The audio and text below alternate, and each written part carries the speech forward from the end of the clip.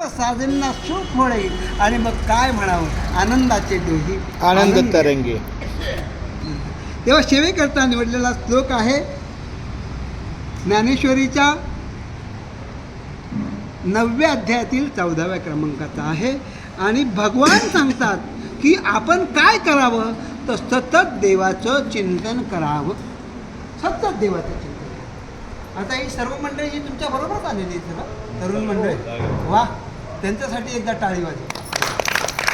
कारण आपल्याला खरं अर्थानं हे म्हातारा रिझर्व लागलेल्या गाड्या, या गाड्या फक्त आपल्याला वाटचाल करण्याकरता, पण इथं काय तरणा भाग्यवंत नटे हरी कीर्तनात असे तरुण भाग्यवंतांना आपल्याला मिळाले. तर हेच खरी आपली आधार काठी आहे आणि हेच आपल्याला शेवटला घेऊन जाणार पांडुरंगाकडे जेव्हा आपण थकू तेव्हा, आहे की नाही. पण ही अशी मंडळी पहिले पाहिजे आणि खऱ्या अर्थानं अशांचाच आपल्याला सहभाग असला पाहिजे. नाहीतर रिझर्वला लागलेल्या गाड्या आणि रिपेरिंगला आलेल्या गाड्या, या गाड्यांचा काय उपयोग नाही. असं नाही तर यासुद्धा पाहिजे तर त्या चालले ते त्यांनी त्यांचं सार्थक केलेलं आहे. पण आहे कसं, आपण जीवोवी लोका संतर्पण करी चुक्या, हा या मंडळीचा उद्देश आहे. आणि हे जे खरे संत आहेत बरं का, आपल्यासाठी हेच संत आहेत. जरी दिसायला ते वर्तत दिसती देही, पण ते देही ना माझ्या ठाई, मी त्यांच्या हृदयी समग्र असे भगवान परमात्मा अशा साधू संतांच्या हृदयामध्ये आहे. आणि आपल्यासाठी हेच साधू संत आहेत, वेगळे काय साधू संत आहेत. आता बाबा सर्व पाठ आहेत.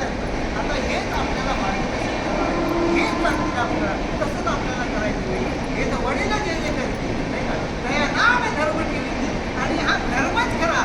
पहिलं काय सांगितलंय, धर्मक्षेत्र कुरुक्षेत्र नाही का, समवेता युत्सवा मामका पांडवा जय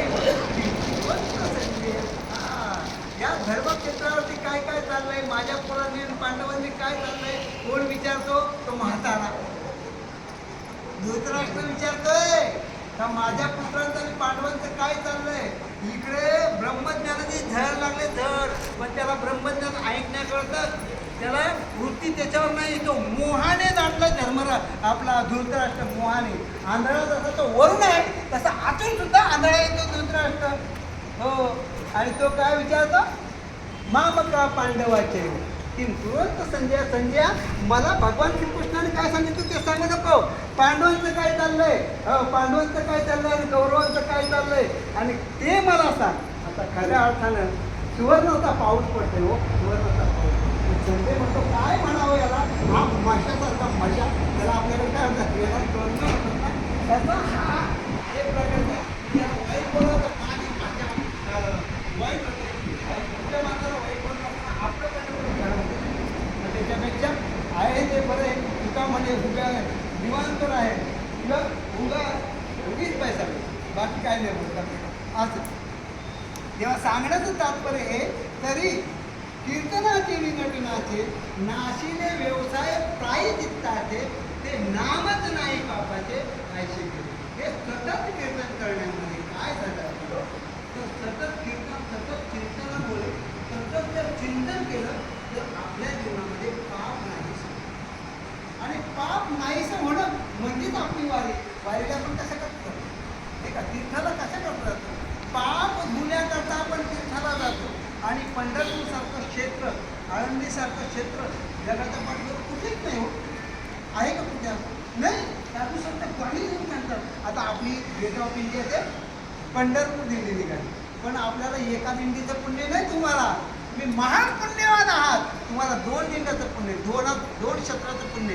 कारण इथून आळंदीला जायची दिंडी ही तुमचं वेगळं पुण्य, पुन्हा तिथून माऊलींच्या बरोबर जायचं ते वेगळं पुण्य, आणि तिथून काही लोक प्रस्थान करतात त्यांचं वेगळं पुण्य, आणि आपलं वेगळं पुण्य. तुम्ही महान पुण्यवान आहात म्हणून तुम्हाला एक डबल वारी, डबल. म्हणून या वारीला येत राहावं. आणि ही वारी का करावी, तर आपल्याला जन्म मरणाची वारी चुकवायची आहे म्हणून वारी करायची नाही का. जन्म मरणाची वारी चुकवण्याकरता वारी आहे. आणि एकदा ही वारी केली ना, मग आपल्याला बाकी वारी करायची गरज नाही लागली. आपल्याला परत जन्माला पुनरुपी जननम पुनरुपी मरणम पुनरुपी जननी जठरे चैनम, परत आपल्याला वारी करायची गरज लागणार नाही. वारी चुकली किंबहुना येर झाला चिरा पडेल.